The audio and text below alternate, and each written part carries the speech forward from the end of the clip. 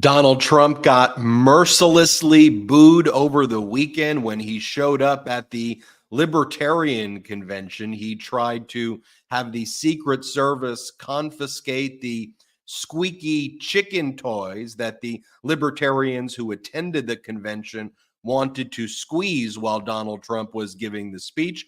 Apparently, Donald Trump doesn't realize that other things make noises other than squeezy chicken toys. And the libertarians who attended the convention, once they reclaimed their seats from the MAGAs who tried to flood the room first, showed Donald Trump what people outside of the MAGA cult really think about him. So then Donald Trump went to Charlotte to watch a NASCAR race because Donald Trump can't draw big crowds on his own anymore.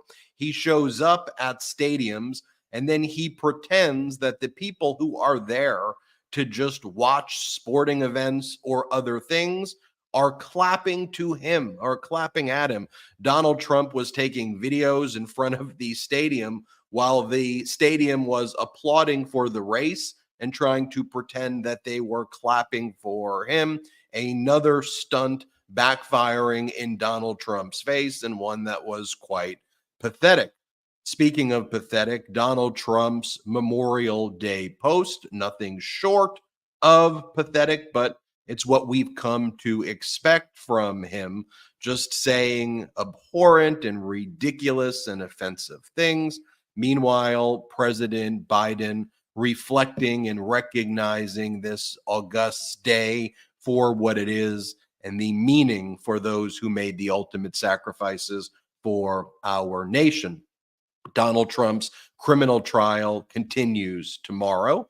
Closing arguments will be taking place, and the jury will likely get the case and start their deliberations. That means a verdict can come as early as tomorrow. Just think about that. While corporate media has just done a horrific job reporting about what's going on and preparing the American people for what's happening, there may be a jury verdict as early as tomorrow. And Donald Trump recognizes that. He's continuing to post over and over again, also making statements about the jury not being sequestered, which I believe is also a violation of the gag order. Seems that Donald Trump is trying to trigger a mistrial to get out of accountability. That is not going to happen. The judge and the prosecutors are wise to Donald Trump's stunts and schemes. Speaking of being wise to Donald Trump's stunts and schemes and the inherent danger he poses, Special counsel Jack Smith at the end of last week filed a emergency motion for a gag order before Judge Eileen Cannon to include in the pretrial release conditions prohibitions on Donald Trump making false and defamatory statements that the FBI and DOJ tried to assassinate Donald Trump during the execution of the search warrant on August 2022, because as part of the discovery that was produced, the standard use of lethal force protocol that's used in every search warrant that always takes place, no matter who it is, was turned over. So Donald Trump and right-wing propaganda media, with Trump always wanting to play the victim in the ultimate act of victimhood, claim that the DOJ and FBI tried to kill him. And what special counsel Jack Smith is calling Judge Eileen Cannon out for is, look, Judge Cannon, you allowed these documents to be public, and now the FBI and DOJ is under the very real threat of being attacked because Trump is telling his cult that they are trying to kill him, and that needs to stop. I think special counsel Jack Smith is also laying the groundwork when Judge Eileen Cannon does the wrong thing to bring her conduct to the attention of the 11th Circuit. So what special counsel Jack Smith's doing there serves those dual purposes. Brett and Jordy, a special edition here for Memorial Day. We want to thank all the Mighty for joining us on Memorial Day. On this Memorial Day, We honor and remember the brave men and women who have made the ultimate sacrifice for our country. Their courage and dedication will never be forgotten. Let us all pay our respects to their legacy by doing everything we can to honor them and to protect our democracy here in the United States of America. Brett and Jordy, how are you both doing today?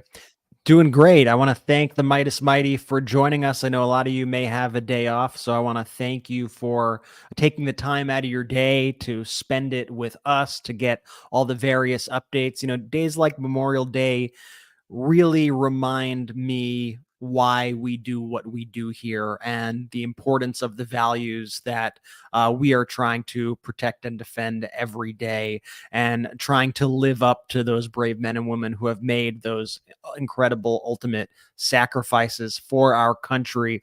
And it's why I would never want their sacrifices to be in vain.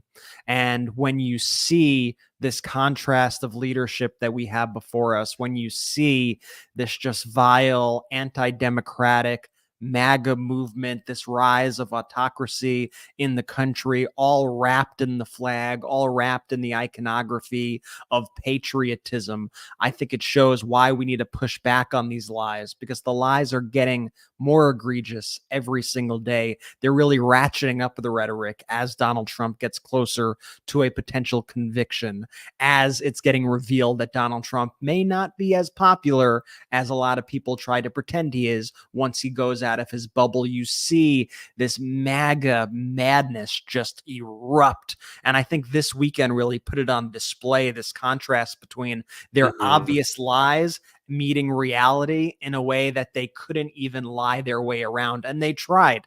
They tried, don't get me wrong, and we'll break all that down as well. But I got to say, it was nice to see Donald Trump get booed ruthlessly to his face. I believe he turned from his signature orange color to like an orange red color. He really could not handle being booed on the stage. It was a shock to him, and his people could not rig the crowd quick enough without the libertarians fighting back in that convention. And it was really something to see. I'm excited to I think I could play those clips over and over. You heard of a blood orange martini? It's a blood orange Donald-tini. Blood orange. Yeah, it was blood the color orange of the Donald-tini. Anyway, I'm excited. I could watch those clips all day long. But first, I'll see Jordy. How you doing, man? I'm doing well. No, I mean, we're definitely going to get into all of that. I can't wait. I mean, his campaign has honestly just been run so poorly. I'm really excited to break down those clips.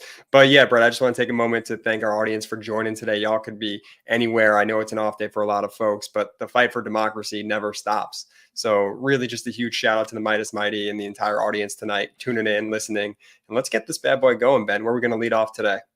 Let's lead off with President Biden's post on Memorial Day. President Biden writes, "Since America's founding, our service members have laid down their lives for an idea unlike any other, the idea of the United States. Today, as generations of heroes lie in eternal peace, we live by the light of liberty they kept burning.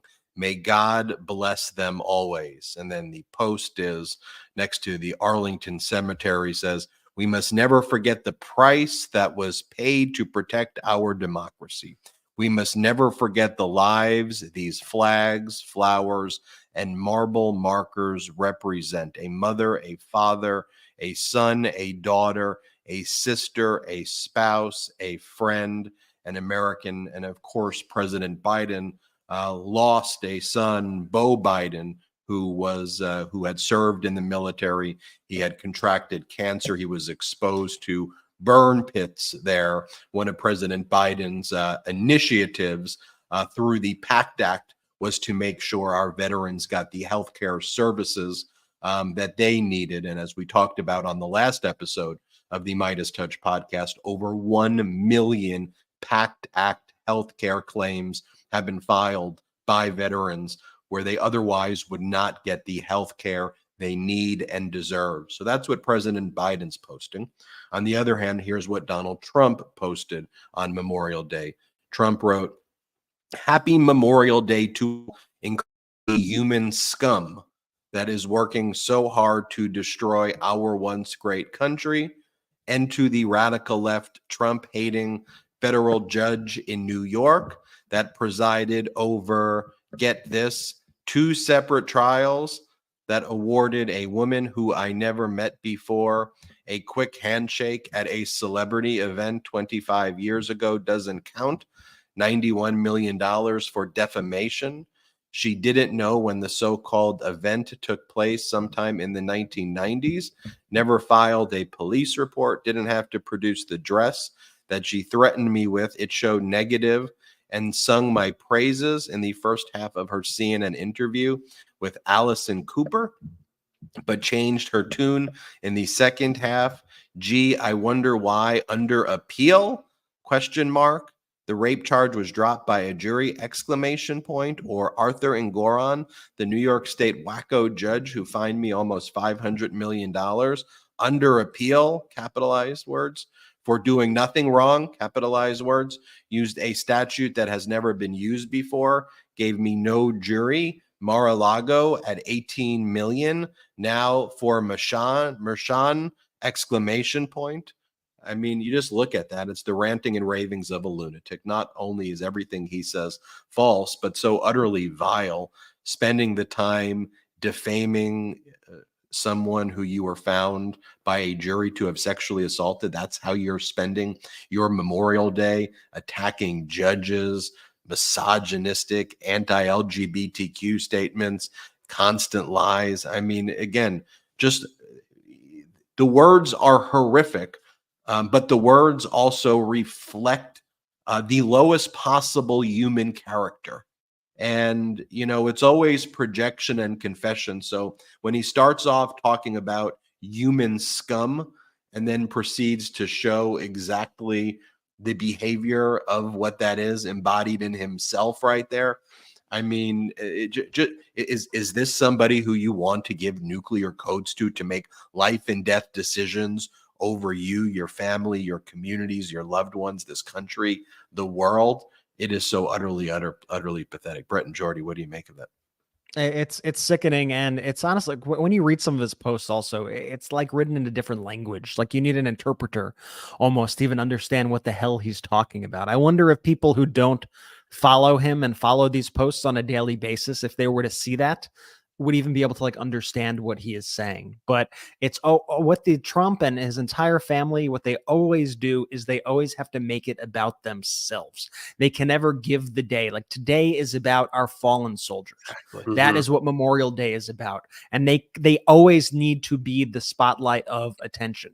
And it was like Eric Trump's post the other day, which was absolutely sickening as well. There was somebody online who did a post of, and I'll pull it up right here. It was of Donald Trump, of Melania, of Eric, of Kimberly Guilfoyle, not Gargoyle, of Eric and Lara Trump. Go Lara, go! And this person, this is such a typical like account that would be trolling you on Twitter. Freedom. They have a flag in their name. They have a hawk or an eagle. They have a bunch of letters and numbers in their username, and it says the family that gave up everything to save America. Thank you.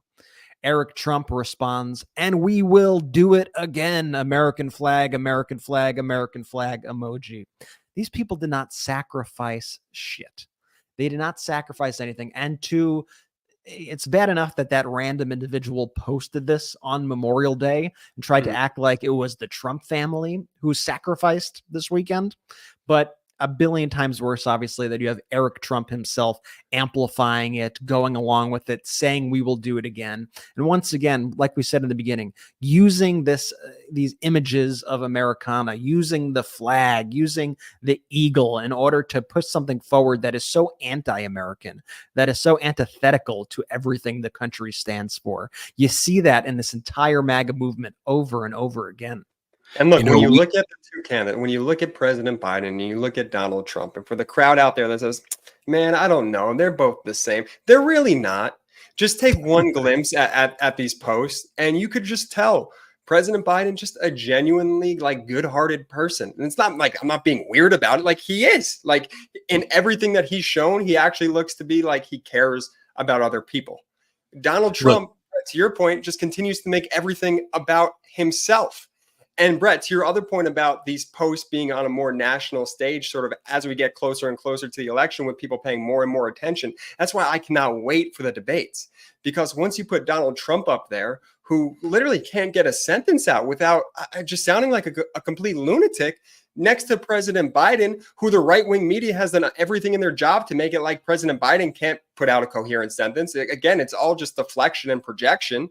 Once you put those two together on a national stage for the American people to decide before any spin gets to it, I mean, the choice is not going to be any more clear for the American people. Look, you're not going to find almost any other media outlet that's going to report on Donald Trump's post that we just read for you, other than the Midas Touch Network. I mean, just think about that, right? If President Biden made a post like that, but Hunter Biden's going to trial very shortly. Could you imagine if on Memorial Day, President Biden made some sort of post saying, especially these corrupt prosecutors who are going after my son, who are part of a deep state effort. The deranged Robert Hurt, the prosecutor. After the plea agreement was blocked by a corrupt judge, it would be the front page story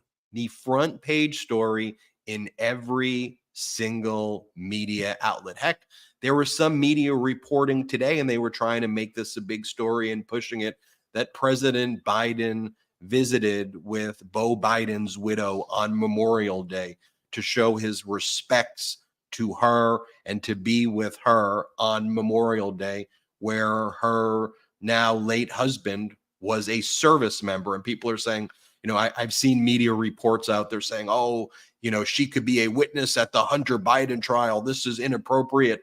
Like, the media wants to focus on things like that. And it's like, take a look at what take a look at what Donald Trump just posted. I also reflect, Brett, as we look at the post by Eric Trump there and Donald Trump's post today, one of the earlier videos that we did like 4 years ago. And I even forgot that we made this video early on. We did so many videos that I was just looking through the archive and the library that we did. And we did this video called Draft Dodger Don. Some of you may remember it, the OGs from the early days. But let's play this video and see if y'all remember it. Play this clip.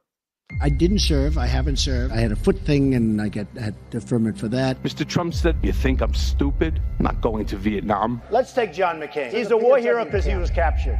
I like people that weren't captured, okay? I always wanted to get the Purple Heart. This was much easier. I know more about ISIS than the generals do, believe me. The president called former Defense Secretary James Mattis the most overrated general. Russian intelligence officers offered to pay the Taliban to kill American troops. President Trump was told about this in March, and he has done nothing. The president called U.S. service members buried in France losers and suckers. His visit was scrubbed because the president feared the rain would ruin his hair. When Senator John McCain died, the president told his senior staff, "We're not going to support that loser's funeral." We keep people accountable for the way they treat our veterans, and if they don't treat them well, we say, sorry, you're fired, get out.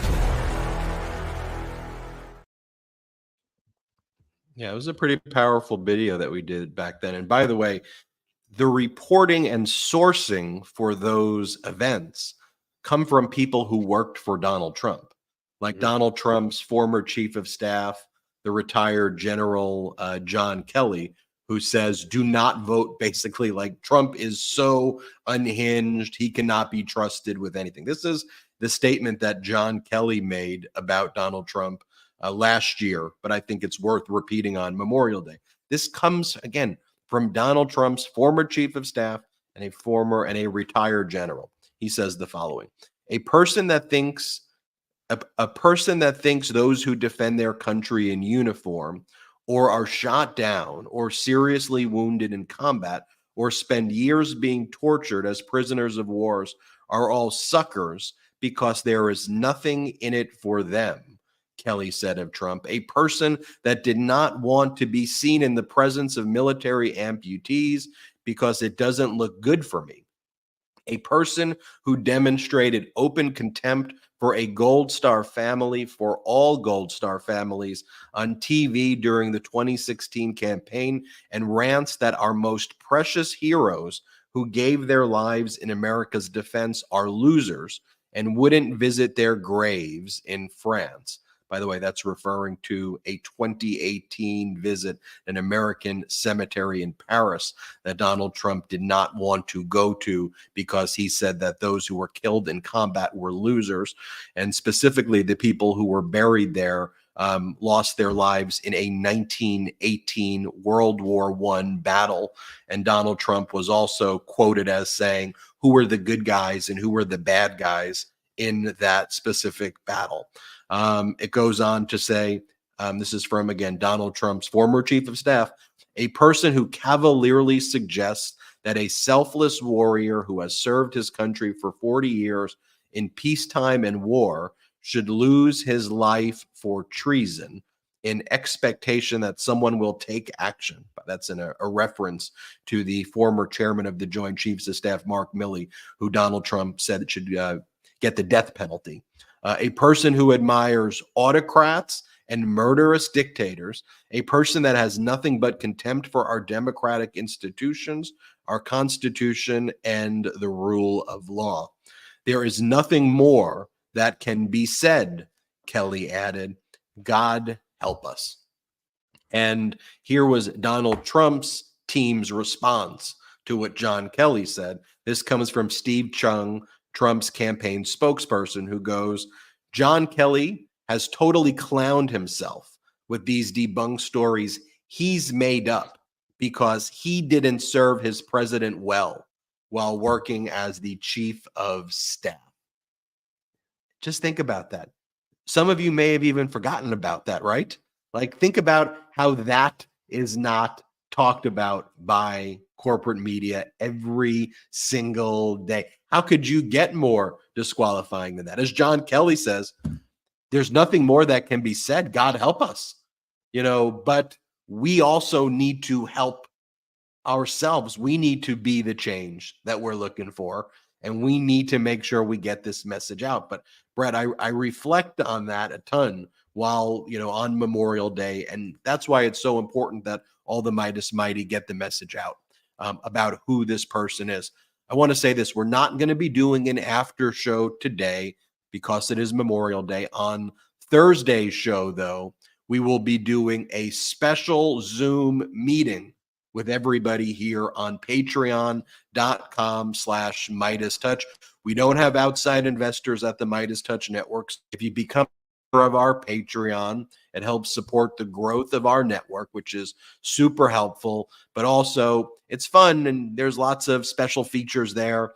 And you could meet us at an exclusive Zoom meeting. So if you ever wanted to meet me, Brett, and Jordy, ask us questions on an exclusive Zoom chat, it's a little more intimate. We usually have a few hundred people who show up for those.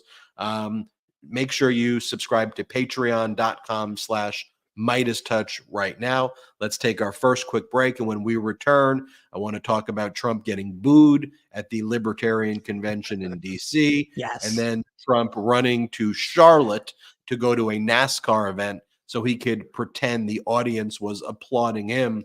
They just wanted to watch cars race. We'll be right back after our first quick break. Guys, you're going to want to hear this. Think you mastered the look in sweatpants and joggers? You're one step away from pajamas in public. Your significant other said you look like a slob. It's time for an upgrade with the most comfortable pair of jeans you'll ever wear. Today's sponsor, The Perfect Jean, aren't just another pair of those stiff cardboard jeans that crush your parts, we'll say. They're definitely not your pancake butt sweatpants or joggers. The Perfect Jean makes great looking, perfect fitting jeans that are stretchy as a kangaroo's pouch and hug your assets in all the right places. The special denim fabric is soft and built to last and will fit you perfectly no matter your build, with 6 fits from skinny to thick, waist sizes from 26 to 50, and lengths from 26 to 38. The Perfect Jean has got the perfect size for you. Trust us when we say it's not just the name. These are truly the perfect jeans. Once you try them, you will never go back. And for a limited time, our listeners get 15% off their first order plus free shipping at theperfectjean.com theperfectgene.nyc or Google The Perfect Gene and use code MIDAS15 for 15% off. That's MEIDAS15 for 15% off. I admit it, during the pandemic, I was in sweatpants all day, every day, and I became accustomed to the comfort, so I was thrilled when I got my hands on The Perfect Gene and could upgrade my style and still be super comfortable. I have a few pairs of the athletic fit, and they're not like any jean I have ever worn before. I can actually move around in them, wear them all day, and I get compliments on them all the time. The Perfect Gene always has free shipping, exchanges, and returns. You could have peace of mind knowing that your order is completely risk-free. It's finally time to stop crushing your parts in uncomfortable jeans by going to theperfectgene.nyc. Our listeners get 15% off your first order plus free shipping, free returns, and free exchanges when you use code MIDAS15 at checkout. That's 15% off for new customers at theperfectgene.nyc with promo code MEIDAS15. After you purchase, they'll ask where you heard about them. Please support our show and tell them we sent you. Say so long to your khakis and get The Perfect Gene. Full stop. It is so important to have a good memory. Losing your keys, forgetting something at work, it sucks. Our sponsor, Neurohacker, combines 28 of the most research-backed nootropic ingredients on Earth into the ultimate brain fuel formula, Qualia Mind. And it's been changing people's lives for years now. The formula is non-GMO, vegan, gluten-free, and the ingredients are meant to complement one another, factoring in each ingredient's effect on supporting mental clarity. It's also backed by a 100-day money-back guarantee, so you have almost 3 months to try Qualia Mind at no financial risk and decide for yourself. Since taking Qualia Mind, I've been more focused on tasks, have a better memory, and have greatly increased my motivation and discipline to just get things done. See what the best brain fuel formula on Earth can do for your mindset. Go to neurohacker.com/Midas for up to $100 off Qualia Mind. And as a listener of the Midas Touch podcast, use code Midas at checkout for an additional 15% off any purchase. That's neurohacker.com/Midas and use code Midas for an additional 15% off to experience life-changing mental performance from Qualia Mind. Jordy, I got to applaud those ad reads. In a moment, we'll talk about the opposite is what Donald Trump received at the Libertarian Convention. But why don't you just talk briefly about shout out to our sponsors, Ben. I appreciate you. Neurohacker, for the OGs, y'all know they've been a sponsor with us for a while. So definitely check them out. If you've ever been on the fence, they're one of my favorites on the network. It truly works. It's fantastic. And then, Brett, I just love your Perfect Jeans read. They're a relatively new sponsor on the pod. Their jeans are fabulous. And every time I see you doing the read for them, Brett, I get super pumped up. So links in description of audio and YouTube, discount codes. They're wonderful products. Definitely check them out. So Donald Trump is always surrounded by this MAGA cult bubble that then is amplified by corporate media to act like these crowds are big. And look, a lot of these people follow Donald Trump around the country from speech to speech to speech.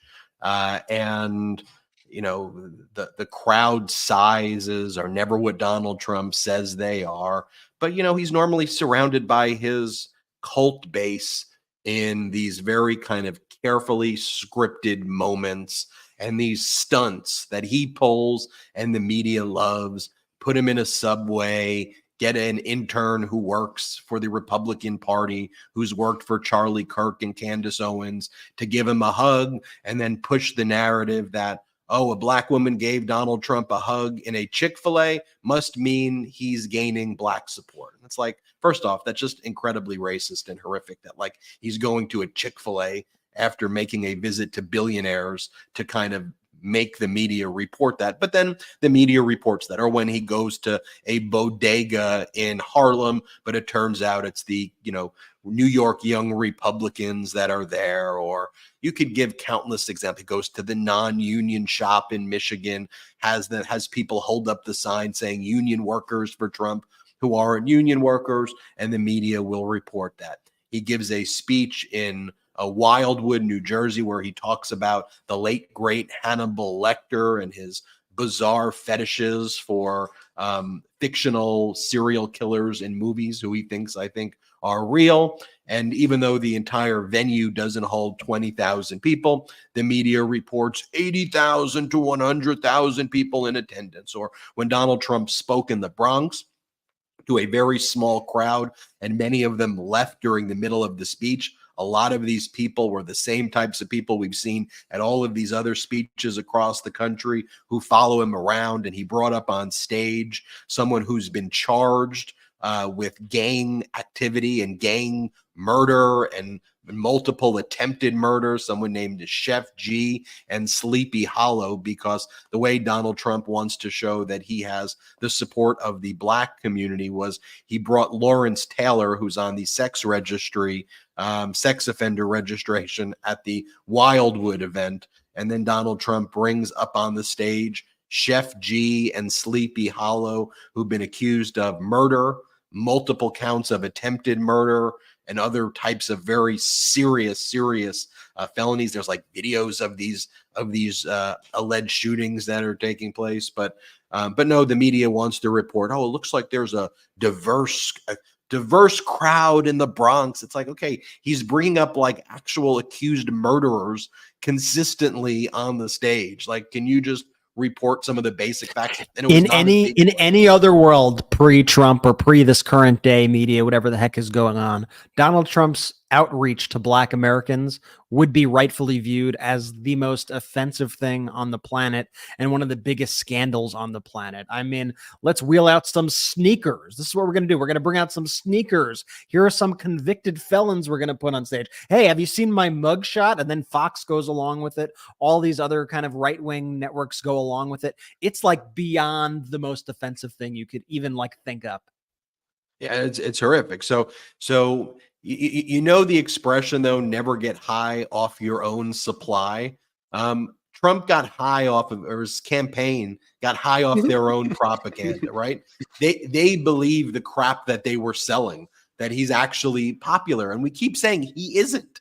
It's right. just if you craft these events, yes, you're going to have the MAGA cult support him, but cults have existed throughout America. Cults draw big crowds. In fact, you want to go back to the history of big cults in America, much bigger crowds than Donald Trump would go to, and they would pay for it. And these Trump events are like free events anyway. So to get cult members to show up at cult gatherings, it's not really a massive accomplishment. But so I think they got high on their own supply, and someone's like, let's put him in front of the libertarians and let's basically run the same script and have Donald Trump say, because I'm accused of these crimes, I believe that there really shouldn't be a government. And then I'm going to get cheered by all the libertarians by saying that all of government should be abolished because I'm being charged with crimes. So that was like the thesis behind this. So they show up at this Libertarian Convention, and before, I think there were signs that this was going to be a disaster for Donald Trump.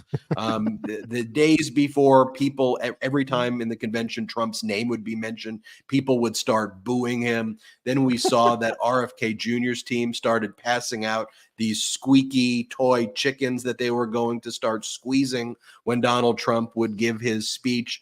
When other convention speakers mentioned Donald Trump's name, people would just, boo him. And so we were like, this is going to be an interesting one. So then we said, okay, what's the Trump team trying to pull? Well, first we learned that Trump ordered the Secret Service to confiscate the squeaky toy chickens. So at a Libertarian Convention where they believe in less to no government, Donald Trump is using government force to confiscate toy chickens. By the way, as though that's the old, like, first off, why is our taxpayer dollars going to confiscating toy chickens? Right. Number one. Number two, it's absolutely hilarious. But by that logic, shouldn't they then confiscate people's sneakers and shoes and other signs? It's not like a toy chicken is the only thing that you can throw. And in fact, if you threw a toy chicken or you squeaked a toy chicken, it's probably would cause less harm than other things. But anyway, they want to confiscate the toy chicken. Then the next thing that they tried to do, the MAGA cult, is while the libertarians were in the other room watching other speakers, they were setting Donald Trump in a different room, kind of in the upstairs area. And then so Trump had all of his MAGA people who were not even registered to be at the Libertarian Convention show up to try to block the libertarians from being able to attend the Donald Trump speech. So you would flood the room with MAGA culties, the red tie brigaders, get them in there, and then not have the libertarians. But they didn't really think that out because the libertarians control their own convention. So they were like, okay, we're going to move you in the back This is our convention. We're going to put our seats in front of your seats. So then they reconfigured it where the Libertarians then showed up, and the Libertarians were then extra pissed. And at their own convention, their rubber chickens were being confiscated and their seats were being taken. Kicking them out of their own seat at their own convention. The nerve. And how misguided, even from a strategic perspective, like Ben was saying, the Libertarians who believe in like the most hands-off government possible. Donald Trump is using the government while he's not even in power. He's just a random citizen speaking at this event, and he's using the Secret Service to try to box these people out of seats, sending in these DC young Republicans. That's his move, right? He always gets the young Republicans in all the places to try to box out the Libertarians from the seats in their own event. And he didn't think that would backfire on him. Like, what the heck is he thinking?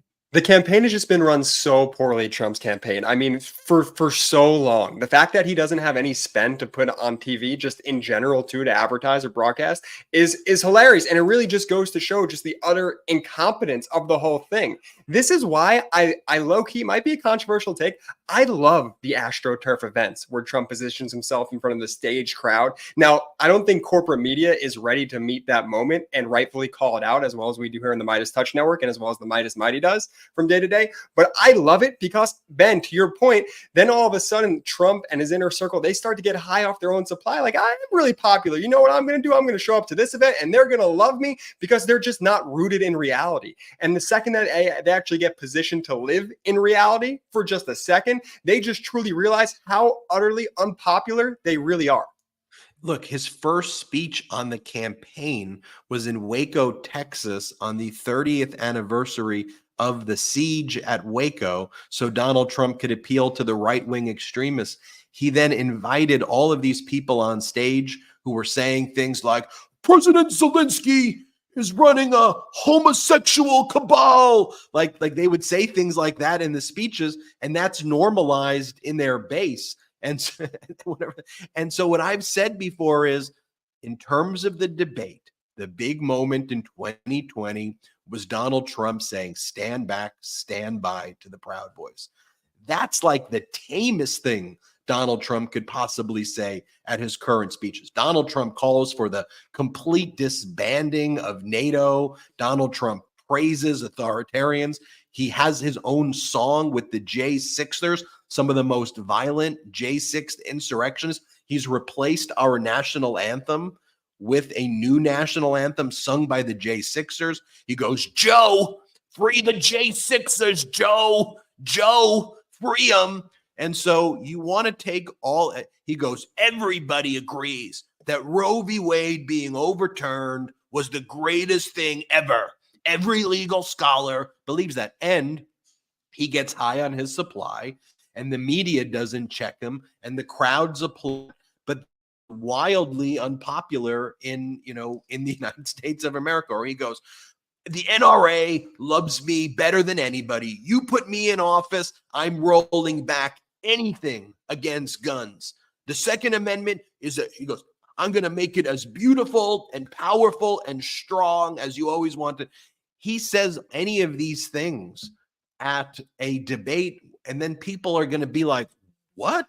And then the media is going to be like, whoa, this is so crazy. What a disaster. We're going to be like, no, he says this all of the time. If y'all were doing your damn jobs instead of pushing ridiculous poll narratives every week, oh, the poll, the big crowd size, the this and that. If you were actually focused on reporting on, I don't know, crazy concept here. This may be controversial as well, Jordy. The news and what's actually being said and done, then when it repeats itself, it doesn't become, and this may be controversial, a surprise, and it just is the thing that's been happening that you just are not reporting on. So that's what's going to happen in the debate. I mean, it's very, very clear. Anyway, let's go back to this Libertarian Convention. So Trump confiscates the squeaky toy chickens. Finally, the Libertarians get their seats back. Trump gets mercilessly booed. Let's just take a look at some of these videos of getting booed. Here, Trump's getting mercilessly booed. Let's play this video first. The Libertarian Party should nominate Trump for President of the United States. Whoa. That's nice. That's nice. Only if you want to win. Only if you want to win. Maybe you don't want to win. Maybe you don't want to win. That's that blood orange Donald Teeny face right there is what we call it. See how red his face is? Then Trump gets booed after saying that we need to form a partnership. Here, let's play this clip. Combine with us in a partnership. We're asking that of the Libertarians. We must work together. Combine with us. You have to combine with us. We cannot give crooked Joe Biden 4 more years. Combine with us. You have to combine. We don't have to do anything, you freaking sicko. It's going great. Libertarians notoriously love being told what to do. He really knows his audience here. That's the crowd who loves forcing to do this. I am going to force you, libertarians, to combine with me. Here, Trump promises them everything and gets booed. Let's play this clip. That is why I'm committing to you tonight that I will put a libertarian in my cabinet and also libertarians in senior posts.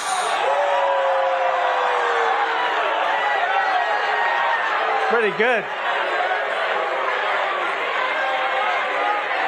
That's pretty big. Or you can keep going the way you have for the last long decades and get you 3% and meet again and get another 3%. More he also of that can't say the word libertarian. He says libertarian the entire time. What, Jordy? No, I just gotta say, like, The Art of the Deal is the biggest sham book in the world. The guy is literally the worst negotiator ever. Like, he must have never read how to win friends and influence people, because it's unbelievable. He doesn't know how to cope with what's happening right now. His best backup plan for everybody booing said, "That's a good deal. That's good. That's good." And everyone just continues to rage the boos on him. I mean, it is brutal. All you have to do is flatter him and he gives you literally anything. He doesn't think through anything. He's lazy. He's sloppy. I mean, we had Adam Kinzinger did an interview and he talked about how one of the, President Xi just called Donald Trump up once and just basically said, "Hey, I need you to do this for me. This will be very helpful. I will be very happy with you." And then Donald Trump changed a fundamental policy and allowed potential spying on Americans through technology that Congress was looking at, because President Xi called him up and was nice to him on the phone call. You think about the deal that Donald Trump did, which wasn't really a deal. It was just a full surrender in Afghanistan, where Donald Trump didn't even include the existing Afghani government. He did a deal directly with the Taliban, released 5,000 Taliban prisoners without preconditions, without anything at all, just released them. And then they just took back over Afghanistan. And, it's what was the deal that you did? And then left all of the equipment there to try to screw over the next administration, which was a big boost to Vladimir Putin. He is the worst deal maker ever. I mean, by the way, you want to actually, but he's one of the best con artists ever to live, but the worst deal maker. So eventually the con catches up with reality. And then the question is how much damage and devastation is caused. I mean, look, just think, you think he's a great businessman. You think he's a great business person. Let's say you're a MAGA person watching this right now. Okay, well then why is it that Trump media, where he does all of his posts, why is it that it only was able to earn in the last quarter about $700,000 in revenue? It lost $300 million in the last 3 months and only made $700,000. Now, a McDonald's franchise, not McDonald's, one McDonald's store earns substantially more revenue than what Trump's entire media did in that quarter, in maybe even 1 month. A single McDonald's franchise will make more revenue than what Trump media did in the quarter, but certainly is not losing $300 million. But he knows how to get that stock price up high because he knows the pump, he knows the art of the con, and he knows how to drag those MAGA cult members and retail investors along. And by the way, you know who's going to get screwed? Y'all are, who are holding that stock and those shares. Y'all are the ones who, in my opinion, are going to lose your life savings. Here, Trump talks about being prosecuted and he gets booed. Let's play this clip. Anyone can talk about defending freedom, but I've actually put everything on the line to resist these despots and these stuff.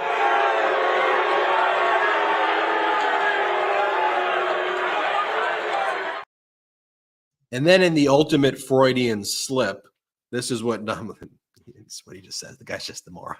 This is what Trump said at the end of his speech. It's the ultimate projection. Here, play this clip. You can either nominate us and put us in the position or give us your votes. I would say nominate or give us your votes, but we want libertarian votes because you stand for what we stand for, and don't waste a vote.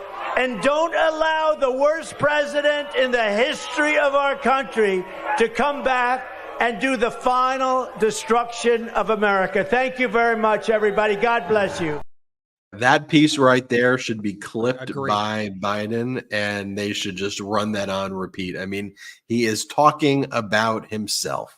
He is the snake who America let in. He's the snake who he wants America to let back in, that the media is just covering for. And you just see historically, too, as you just think about, how did these authoritarians get to power? How did smart, sophisticated societies allow this to happen? And you just see the inability, though, of certain institutions to deal with people like that. And it's such a strange incongruity because it seems so obvious, and it is so obvious.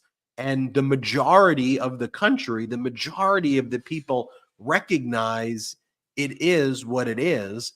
But when they play by a different set of authoritarian rules and key parts of society just tap out and give up, it's such a strange thing to watch in real time. But I do feel that we have this unique opportunity in real time to do what the Germans weren't able to do when Hitler was taking power. Like, we are in this moment right now where we could actually call it out and change the direction where history is going to go. Let's think about it like this. If we weren't calling out the bodega stunt, the crowd size stunts, the non-union shop stunts, if we weren't calling this out of what's really happening, if we weren't calling out what was going on in the Bronx, where Trump invited to the stage people who were accused of serious, like, attempted murder and who are alleged to be part of the Crips and leaders of the Crips on stage. If we collectively, and we being you, if we weren't constantly pushing this out and shaming the media into finally covering it, which they're just starting to do, they wouldn't cover this. A different history would be written, undoubtedly. So you could be the change you're looking for. You don't have to rely on some prosecutor, this or that. We could be the change that we always wanted. I want you to think about that.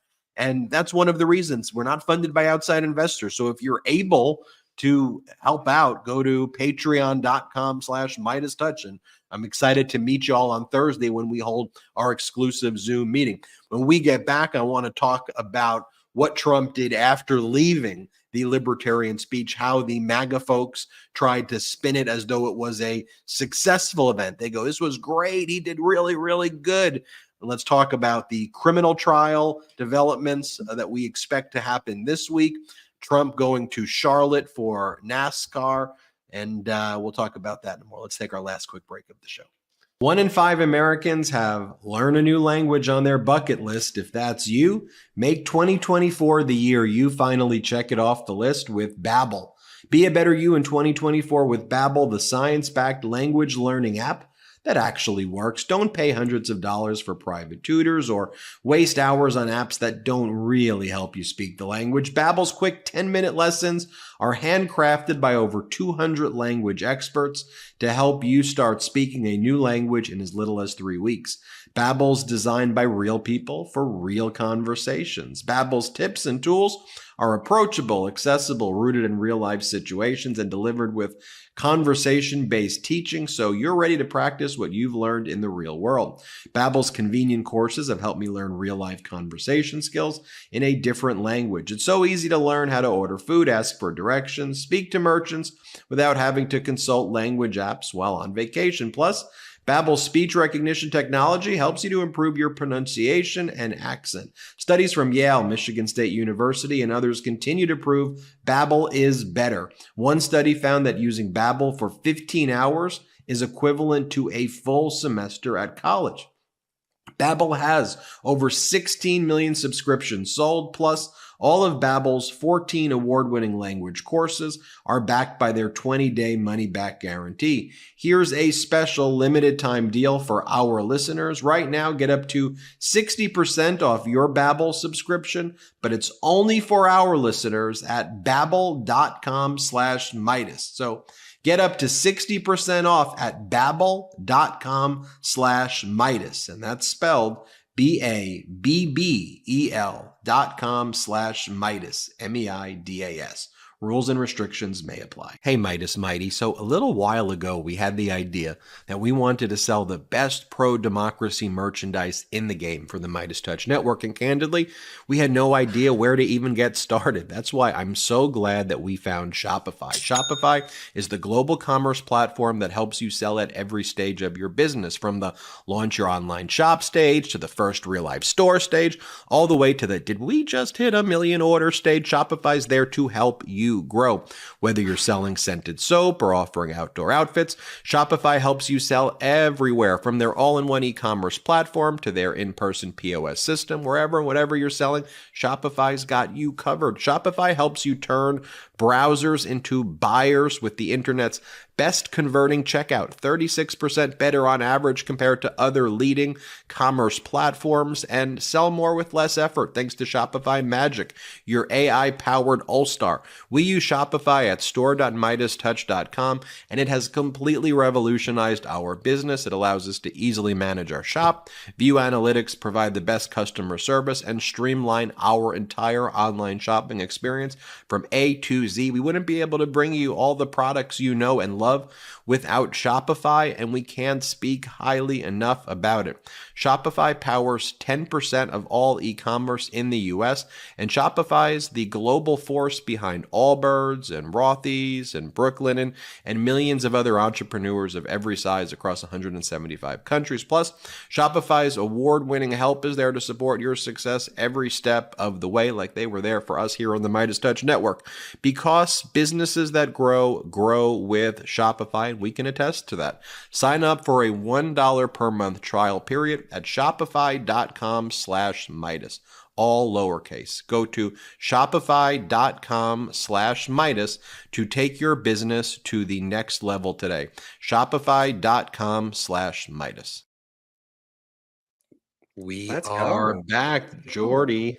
Great Shout out sponsor. to Pro Democracy sponsors, wonderful sponsor, Shopify. They powered the store.midastouch.com that everybody knows and loves with the Pro Democracy gear. So definitely shout out to them. Love that they're a sponsor and we could merge the two worlds there.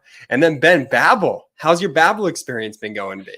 How's my Babbel experience? La práctica hace al maestro, Jordy. Benji! Good work, man. Al maestro, Jordy. How's it going? I love Babbel. Definitely check them out. Links in the description, in the YouTube and the audio. Click them.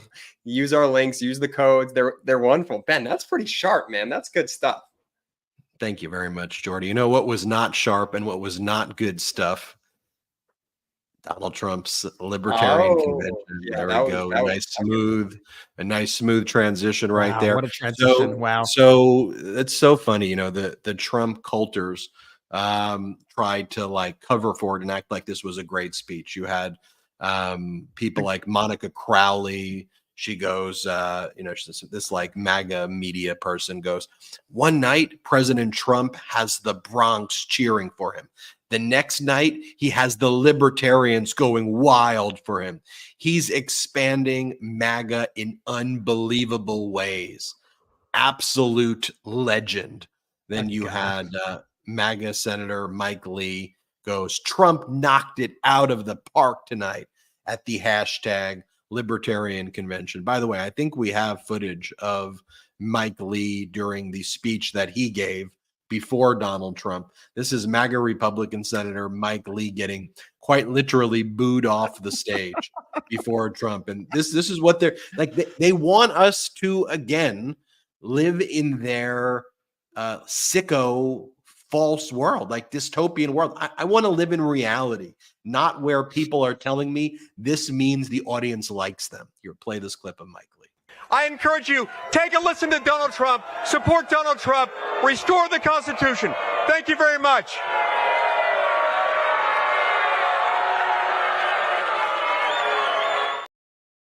Then you had a bunch of other people like Stephen Miller, Caitlyn Jenner, Leo Terrell, all these people posting, the speech was great, a historic night, leadership and vision personified.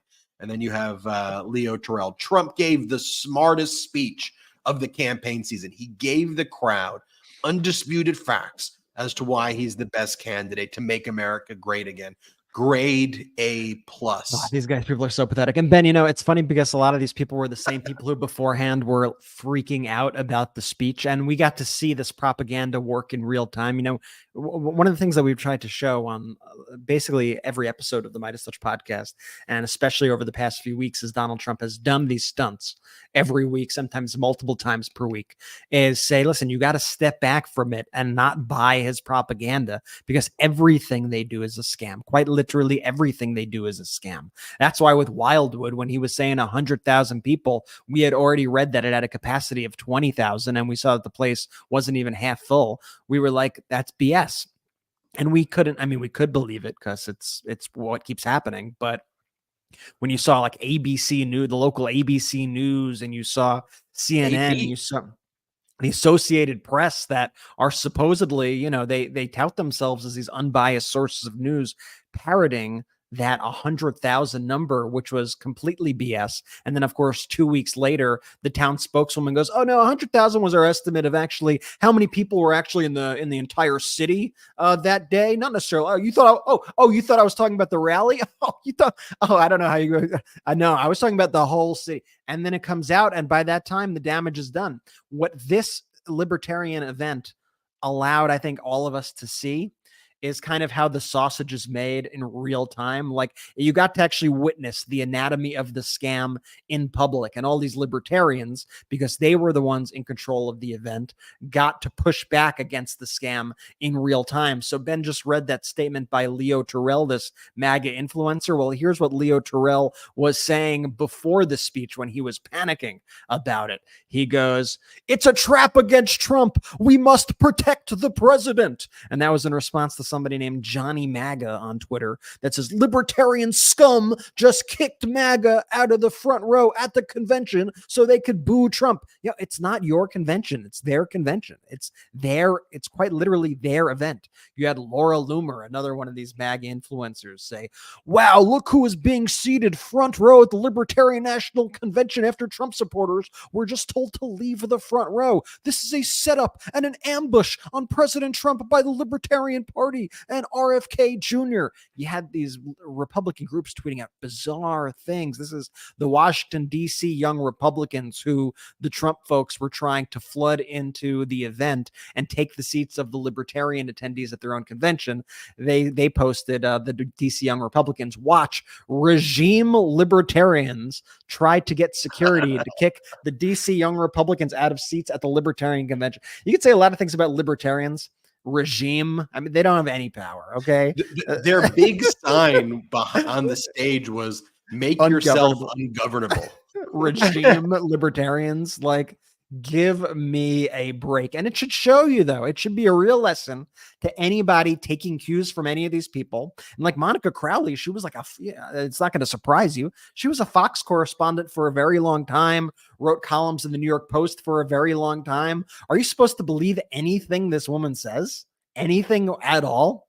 If after that speech, what she says is that the libertarians were going wild for him, maybe wild for him in other ways, but certainly not in a positive way.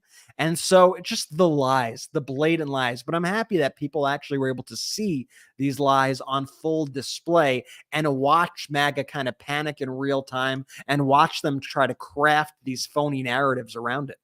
And Brett, to your point, when you're showing how the sausage is made and you're looking at Laura Loomer's, her post, and you're just going through Johnny MAGA, they're such victims, right? Like they're just such losers. Their whole instant gut reaction is to say, oh my God, woe is me. When they didn't, when they didn't wrongfully overthrow the fucking government, sorry, I cursed, on January 6th, what were they? They were hostages all of a sudden. Just the complete victim mentality of this MAGA movement is so utterly pathetic. And I'm just so happy that we have all the videos and that we were posting them from our various channels and socials. And the Mightiest Mighty are hip to the game that they could spread the message that they're just liars. They're pathetic losers and liars. That's MAGA. Then Donald Trump got a total of 6 votes from the people who have the ability to nominate at the Libertarian Convention. That was under 1% of all of the votes. To be clear, Stormy Daniels almost got more votes than Donald Trump. She got 1 vote. Ben Dover got 1 vote. Donald Trump got less than 1% of the votes. Statistically the same. Convention. By the way, after he went on stage and promised them everything, just to your point, Jordy, about what a bad deal maker is, he gave away everything, promised them every single thing, and he still got less than 1%. That would be the art of not how to do a deal. Like that is the exact lesson in what not to. So you've now promised them and made deals with them in theory. I mean, nothing that Trump does is ever real. So you can never, all of his things he says are false and he just says what people want to hear. But you've given them all of these things and they've returned less than 1% of the vote for you. And then Donald Trump goes, the reason I didn't file paperwork for the Libertarian nomination, which I would have absolutely gotten if I wanted, as everyone could tell by the enthusiasm of the crowd last night, was the fact that as the Republican nominee, I'm not allowed to have the nomination of another party. Regardless, I believe I will get a majority of the Libertarian votes. Just pause right there. That's not true. That's false.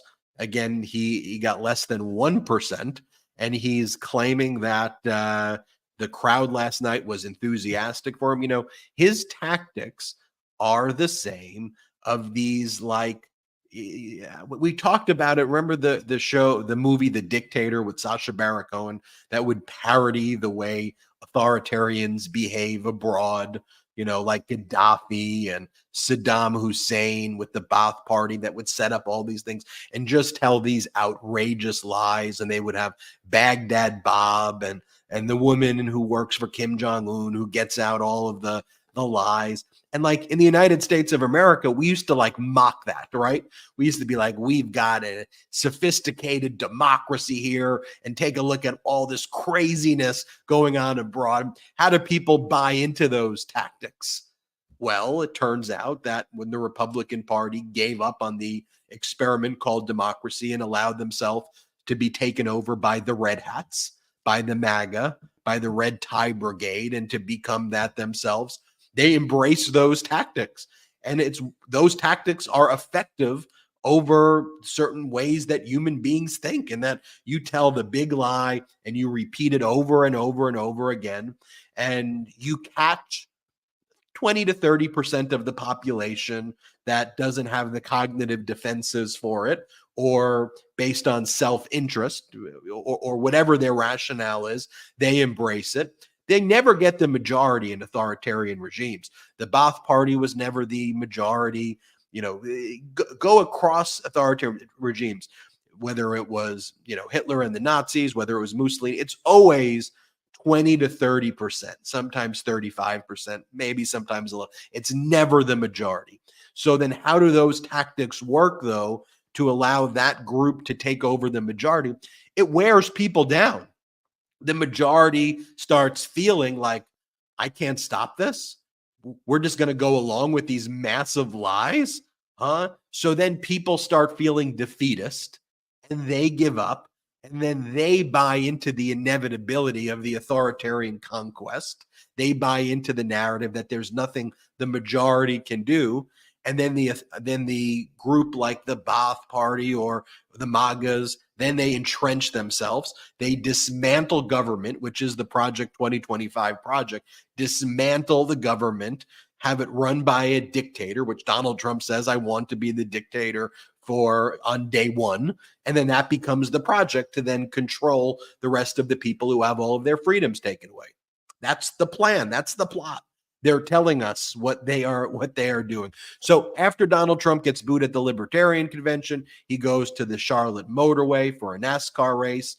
And then while the crowd is watching the game, Donald Trump starts making videos of himself waving to the crowd so his team can edit and cut it to make it seem like a big stadium is cheering for him. Watch Donald Trump wave to nobody. Play this clip.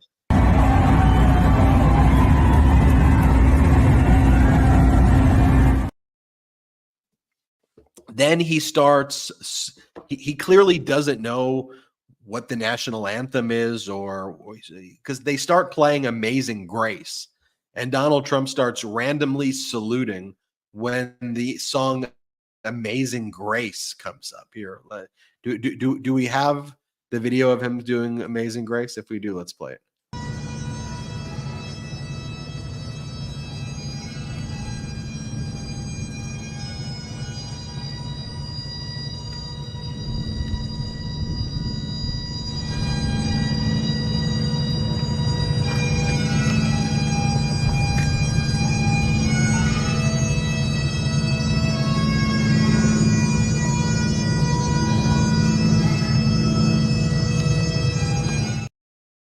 And he's there with the NASCAR owner who doesn't know what to do right there, and so it's like, should I do this also? It's Richard Childress, who used to be a NASCAR driver. He owns a race team. So he's just standing there now, putting his hand on his heart because Trump's saluting during the playing of Amazing Grace.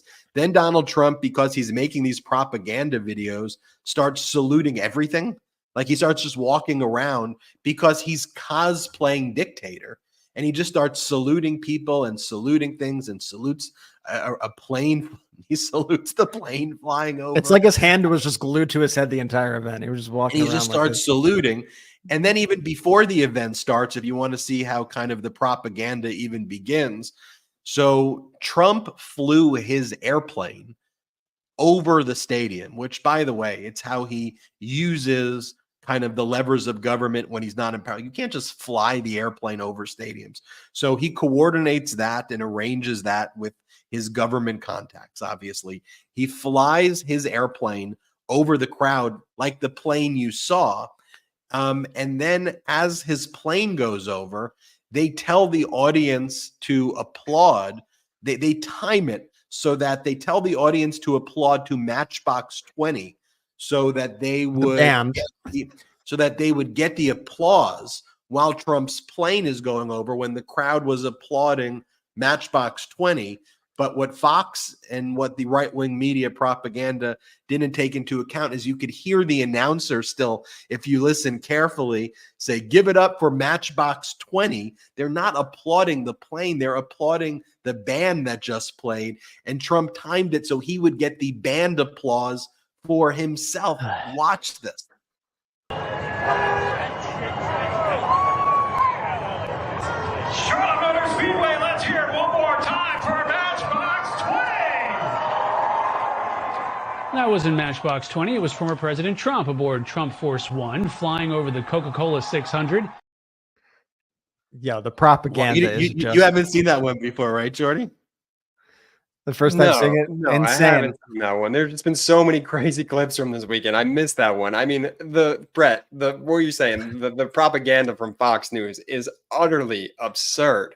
Yeah, from Fox and from Trump and all these kind of influencers that he also coordinates with. Like there was that of course immediately gets pumped out, and they don't even take the effort to edit out the sound where they say give it up for Matchbox 20, but it doesn't really matter to them at the end of the day. You know, they know that most people aren't going to listen, or that most people in their bubble aren't going to care. They're going to get their propaganda out there. So this Benny Johnson, this plagiarist who's become a big MAGA influencer, writes, listen, and the nerve, listen, listen. If you listen, you'd see they're cheering for Matchbox 20. Listen, alarm emoji. Trump flies over the Coca-Cola 600 in Charlotte, North Carolina, and causes the crowd to go crazy. All caps on crazy. Like they're, they literally, you hear them say, give it up for Matchbox 20, who had just performed at the event. But you see now the veil has been pierced on the making of this propaganda over the weekend, and how desperate it is, and how weak that Donald Trump truly is. It's really finally being put on full display at this point. Well, I said, look, what Trump's campaign is running on, I've said it before, I just want to keep repeating it. It's the strong man, weak man paradigm. That's what they want to create. Trump doesn't have any issues to actually run on. He can't even speak in sentences. So thing, polls, push out polls. He's for years, just push out the polls and let the polls become its own kind of self-fulfilling prophetic feedback loop. Strong in polls, strong in polls, strong in poll. Ignore the polls that show President Biden up, which, by the way, the polls are fairly even, but just emphasize the ones that have Donald Trump up over and over again. Big polls, big crowd sizes, and then focus on that. Big audience, 80,000, 100,000, 125,000. Get those big numbers so you just get the headlines, big crowd, big polls, and over and over again, get the media to report on that. Then arrange these stunts every day. The media will report on the stunt. Trump in a bodega, Trump at a Chick-fil-A, Trump there, Trump at NASCAR, Trump at all of these places, with surrounded by crowds and fast cars and flying jets, and just push that over and over again, and expect that the media will want the quick story and not go into Donald Trump's taking away reproductive rights. Donald Trump's okay with states monitoring women's periods and pregnancies. Donald Trump creates songs with the J6ers and replaces our own national anthem. Donald Trump wants to disband NATO. Donald Trump will take away your Social Security. Donald Trump insults on a frequent basis our veterans and those who made the ultimate sacrifice and lost their lives, and insults Gold Star families, that Donald Trump can't even put sentences together. And the media will just, they want their photo. Trump and his team can frame the story in a way the media can put the nice little picture with the race car and Donald Trump saluting and all of that. And you get those elements, you package it, you push it to them. And then the lazy media is like, oh, but if we write a bad story, he's going to sue us, or he's going to call us the fake news. And then he's going to write mean posts about us, or it's going to be very difficult for me to write this story. So maybe I'll just report on what the crowd size is based on what he's telling us and not actually do a scintilla of independent research. And, look, the media has been an abject failure in all things. And when you go into this, the specialties, like when I do the coverage about business and SPACs and stocks, the media doesn't understand the way it operates, but they pretend that they do. I was speaking with somebody. I'm like, the media is like when you ask a man for directions. They will very confidently give you the wrong direction over and over again, and they'll act like they know what they're doing, but it is not even coming from research and data. Their coverage of the legal cases is the worst, and they're not even preparing people that the likely scenario is that Donald Trump is convicted of multiple felonies this week. They're not even preparing people for that. They didn't discuss any of the evidence. They didn't show people the transcripts. They didn't focus on the checks that were signed. They didn't focus on the government ethic disclosure signature where Donald Trump admitted in 2018 that there were reimbursements that were made to Michael Cohen for his hush money payments.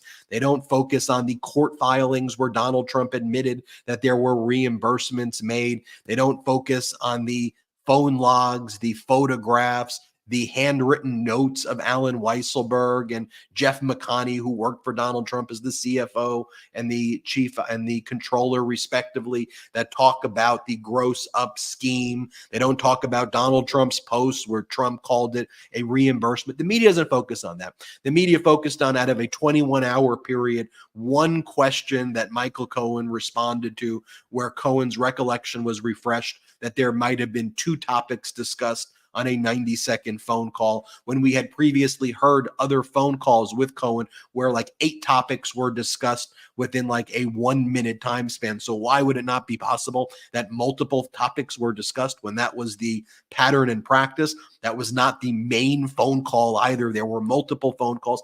And then Donald Trump wrote the checks that were ultimately made consistent with what his CFO and controller wrote about grossing the payments to Cohen up. So it's like, can we focus on the facts and the evidence?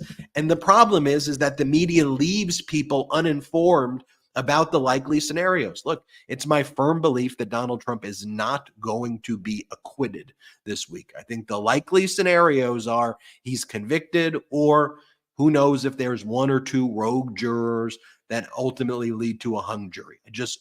Hard to know. The likely scenario 1 is conviction. If you were to say, what do you think the odds of conviction are? Above 50%, the odds of conviction are. What do you think the odds of it being hung are? I don't know. I would say probably more, I don't want to give it a percentage, but smaller than 50, but I just don't. It's hard to read the minds of every juror. We have lots of sources who are in the courtroom. They said the jurors are very close to their vest. They don't even really talk to each other. No one has a real good read on what the jury's ultimately going to, if there's any holdouts here or not. I don't know. The evidence has clearly been shown beyond a reasonable doubt that Trump committed a crime. So that's why those are the likely scenarios. But you wouldn't know that watching corporate media. But by the way, you want to see how Donald Trump's feeling about things? Here's what he's posting. He's like, can anyone believe that the Soros-backed DA, Alvin Bragg, was able to get a delay of 7 days to his corrupt and unconstitutional case against me with no sequester? Legal expense equals legal expense. The only thing Bragg has going for him is the corrupt and highly conflicted judge, which is a lot. When he goes legal expense equals legal expense, exclamation point. Like, what the heck is he even talking about? The whole thing is that this was a reimbursement. It's not a hard, complicated concept. It was a reimbursement for hush money payments that were made. That's not a legal expense. You are admitting that you are falsifying the records if you said legal expense equals legal expense, because reimbursement does not equal legal offense. Also, saying that there's some sort of like conspiracy about a 7-day delay. The delay's been caused by you. You had to go to your son's graduation, which you asked to have off on Friday. The court gave you off on Friday. And then because you've forced a lot of records to come in through custodians versus stipulating, that's probably stretched the case out for 3 or 4 more days. The trial is dark on Wednesdays. And so that means with summations that you would start summations after Memorial Day. I know Donald Trump doesn't know about Memorial Day or thinks it's a time to talk about people who he considers to be human scum, but it's an important day. It's an important holiday. That's why court is dark. But don't worry, Donald, there will be trial tomorrow and there will be summation tomorrow. And then him talking about the jurors being sequestered and not being sequestered. I mean, again, you're not supposed to talk about jurors. And in my view, that is a form of juror intimidation to basically imply that the fact that they are not sequestered is going to result in them doing bad things. And his spokesperson, Alina Habba, had previously stated that she says that they're going to come down with Trump derangement syndrome over the holiday. She said they'll contract TDS in an interview that she gave with Fox. But just think about it. Same tactics that Trump and them use to try to manipulate the media with everything. And the media buys into it. And then Donald Trump posts, in addition to the fact that I did nothing wrong, NDAs are totally legal and commonly used, and that virtually every legal scholar and expert says in written form that this is a case which has no merit and should not have been brought. My lawyers have informed me that the highly conflicted and corrupt judge, Juan Merchan, will not allow reliance on counsel, which virtually everyone is allowed to use, as an additional, though not needed, because I did nothing wrong defense. This case, which could have been brought 7 years ago but wasn't, has no merit. So he puts these things in caps right there. First off, by saying that NDAs are totally legal and commonly used, not when making hush money payments and falsifying business records, to then also commit tax fraud or interfere with a election. A reliance on counsel defense requires that your lawyers request a reliance on counsel defense, which means that you would have to testify that you relied on your lawyers. You refuse to testify. Therefore, you can't do a reliance on counsel defense where you do not agree to waive attorney-client privilege and testify which lawyer you relied on falsely. Your claim, your lawyer's claim, was that these were legitimate legal expenses paid for services rendered by Michael Cohen. Not that no one ever claimed that you relied on a lawyer to falsify business records. You'd have to admit that you falsified them, but say it was the lawyer's fault for why you did that. That's not your defense. You were too cowardly to testify. Trump's lawyers tried to request a presence of counsel defense, right? Like with everything, it's gaslighting. The presence of counsel. It's not reliance on counsel, because Trump doesn't want to testify. But Judge, we want to call it a presence of counsel, that a lawyer was there. And Justice Merchan said there is no such thing as a presence of counsel defense.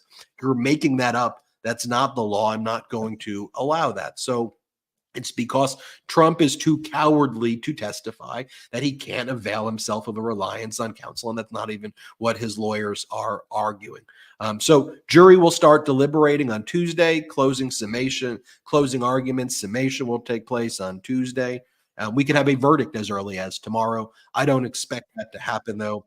I expect a verdict to happen on Friday would be my best guess, or before Friday. If it goes on to Monday, I wouldn't get that worried. If it starts getting, though, into Monday afternoon or into Tuesday, I would start getting worried that the jury would be hung around Tuesday if we don't get a verdict. So that's my view on what I think is likely going to happen. So we will keep everybody posted along the way, and we'll keep you posted each step of the way. I just think this jury is very meticulous, very detailed oriented. So they understand their role in history. From all I hear about this jury, and I think they're going to take a long time to go through it. They're not going to come back with a quick verdict, regardless of what the outcome is. So that's why I think it'll last then. Finally, on Memorial Day, let me show everybody this video. This right here is President Biden's message to the West Point class of 2024. President Biden stood for more than an hour, returning a salute from and shaking the hands of 1,000 graduates at the United States Military Academy at West Point, as their class was called upon to tackle threats across the globe and preserve the country's ideals at home and abroad like none before. Here he is as well. Here's President Biden in the video that they put out. Freedom is not free. It requires constant vigilance. And from the very beginning, nothing is guaranteed about our democracy in America. Every generation has an obligation to defend it, to protect it, to preserve it, to choose it. Now is your turn. There you have it. There you have it, folks. Want to wish you all a restful, but certainly reflective Memorial Day. It is such an important day that we reflect on its true meaning here, where we honor and remember the sacrifices of the brave men and women of our forces, ultimate sacrifice to protect us and to preserve and protect our democracy. Let us all pay respect to their legacy. want to thank all the Midas Mighty for watching. Again, we're going to go have our exclusive Zoom meeting on Thursday. So you can check that out by subscribing to patreon.com/MidasTouch. I want to remind it one more time, patreon.com/MidasTouch. Sign up. It really does help grow this independent media platform. So sign up there. Want to thank our pro-democracy sponsors, all great ones. The discount codes are in the description below. That's one of the ways to support the show, and the products and services are great. And Jordy vets them and does a really good job doing that. We get great feedback from all of you about these great products. So use the discount code in the descriptions, support our sponsors, and make sure you hit subscribe on our YouTube channel. That's a major way that you could help grow this platform, and share the network. Tell others about the Midas Touch Network. That's the best way you can help with the word of mouth.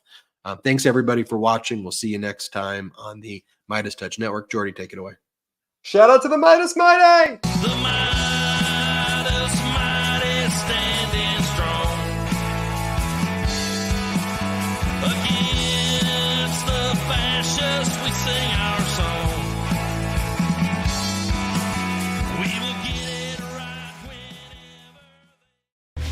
It's Ken Harbaugh with the Midas Touch Network. The film Against All Enemies, which I co-produced with Ben Marcellus and this network, has won awards around the world for its up-close portrayal of America's insurrectionist movement. It premieres in the U.S. on March 29th on Amazon and Apple TV. Go to againstalllenemiesfilm.com or click the link below. But don't just watch Against All Enemies. Tell your friends about it. It's one more way to hold accountable those who threaten our democracy. Thanks, Midas Mighty. Let's use our power well.